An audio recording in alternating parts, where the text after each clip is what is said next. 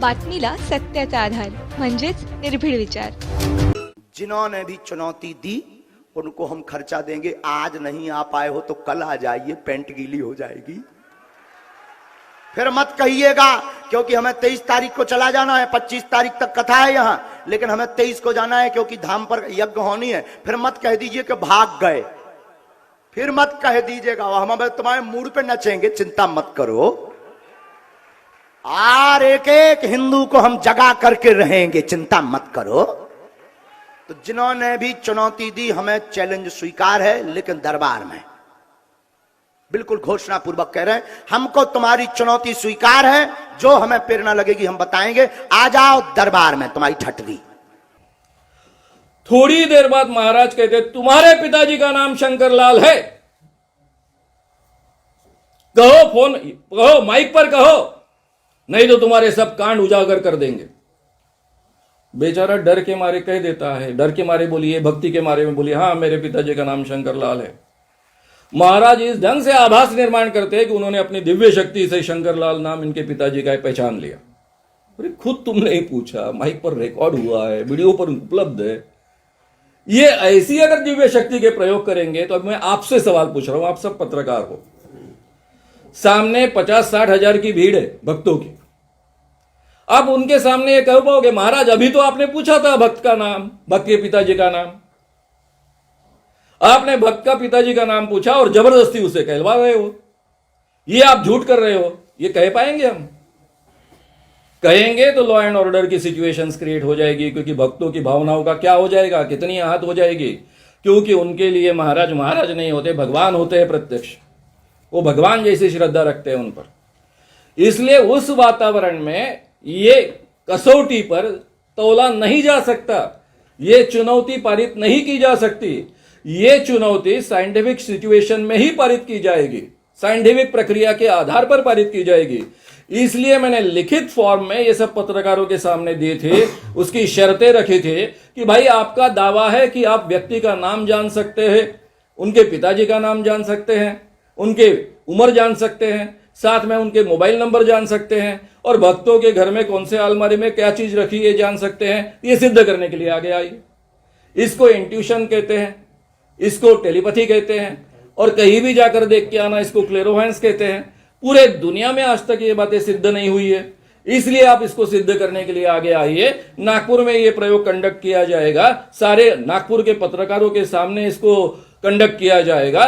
एक 5 लोगों का पंचमंडल होगा, जिसमें शायद कुछ रिटायर्ड जजेस भी होंगे, और ऐसे तटस्थ व्यक्तियों के सामने आपको सिद्ध करना है। ऐन वक्त पर हम आपके सामने 10 व्यक्ति देंगे जिनके बारे में पहले से कोई जानकारी आप तक नहीं पहुंची, इसके बारे में हम पूरी तरह से खबरदारी लेंगे, और उसके बाद भी कोई जानकारी आप तक ना पहुंचे इसलिए सबके मोबाइल्स पहले निकाले जाएंगे। क्योंकि आज के जमाने में सामने का व्यक्ति दिख गया तो उसकी पूरी जानकारी प्राप्त करना बहुत आसान होता है, कोई बड़ी बात नहीं होती है। इसलिए इस फ्रॉड एंड प्रूफ कंडीशंस के अंदर ये चुनौती कंप्लीट की जाएगी। आपको उन 10 व्यक्तियों के नाम, उनके पिताजी का नाम, उनकी उम्र, मोबाइल नंबर्स कहने हैं, और बाजू के रूम में जहां ये कंडक्ट किया जाएगा, शायद पत्रकार भवन में कंडक्ट किया जाएगा, उसके साथ के रूम में 10 चीजें रखी जाएगी जिसका वीडियो रिकॉर्डिंग बाकायदा होगा। वो 10 चीजें आप पहचानिए। 2 बार ये प्रक्रिया कंडक्ट की जाएगी, और दोनों बार अगर आपने 90% करेक्ट कहा तो आपने दिव्य शक्ति है ये मैं मानूंगा, मेरा संगठन मानेगा, पूरे नागपुर के लोग भी मानेंगे, पत्रकार भी मानेंगे। और अगर आप चाहे तो 30 लाख रुपए अखिल भारतीय अंधश्रद्धा निर्मूलन समिति का प्राइज आपको मिलेगा।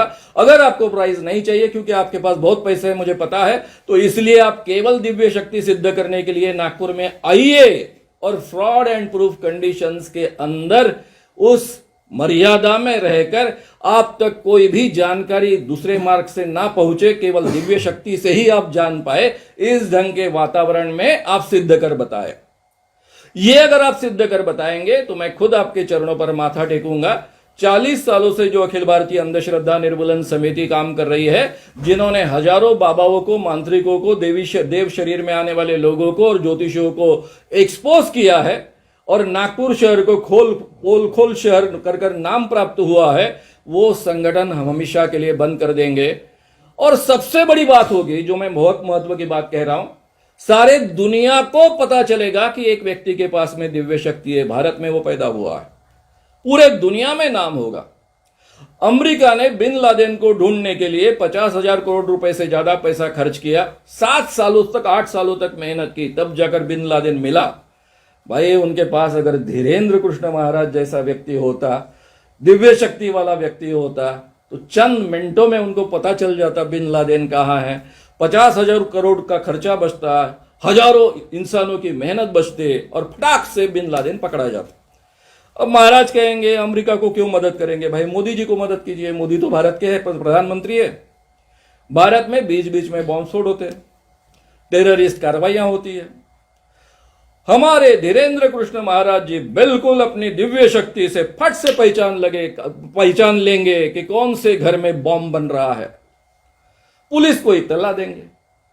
बॉम्ब बनते ही या बनने की प्रक्रिया में ही पुलिस उनको पकड़ लेगी, एक भी बॉम्ब भारत में नहीं फूटेगा। जो टेररिस्ट एक्टिविटी की चर्चा होती है, क्योंकि महाराज घर घर में होने वाली चर्चाएं सुनते, वीडियोस में ऐसे दावे, तो टेररिस्ट एक्टिविटी की चर्चा जहां चल रही वो भी जानकारी महाराज को मिलेगी, वो हमारी गुप्तचर संस्थाओं को देंगे। हमारी गुप्तचर संस्थाएं तुरंत जाकर टेररिस्ट लोगों को पकड़ लेंगे। भारत में एक भी टेररिस्ट एक्टिविटी नहीं होगी, एक भी बॉम्ब स्फोट नहीं होगा। और इतना ही नहीं, तो चाइना क्या तैयारी कर रहा है, पाकिस्तान क्या तैयारी कर रहा है, कहां कहां उनकी तैयारी चल रही है, ये भी हमारे महाराज धीरेन्द्र कृष्ण जी महाराज अपनी दिव्य शक्ति से पहचानेंगे और फिर हमारे मिलिट्री को कहेंगे, तो हमारी देश की सुरक्षा भी एकदम मजबूत हो जाएगी। इतनी बड़ी दिव्य शक्ति होने वाले व्यक्ति का उपयोग हमने हमारे देश की सुरक्षा के लिए नहीं करना चाहिए। मोदी जी अगर उनको फिर हर साल कुछ 1000 करोड़ रुपए देंगे तो भी हम में से कोई ऑब्जेक्शन उठाएगा नहीं। तो महाराज जी पूरे देश की सुरक्षा के लिए आगे आइए, अपनी दिव्य शक्ति सब लोगों के सामने वैज्ञानिक कसौटी पर सिद्ध कीजिए, रायपुर आइए, भक्तों के सामने सिद्ध कीजिए। ऐसे भक्तों के, प्रामाणिक भक्तों के भक्ति के पीछे उनके आड़ में छुपकर अपने ठगी की बातें छुपाइए मत, इतना जाहिर तरीके से इस बहाने मैं कहूंगा। बातमीला सत्याचा आधार म्हणजेच निर्भीड विचार।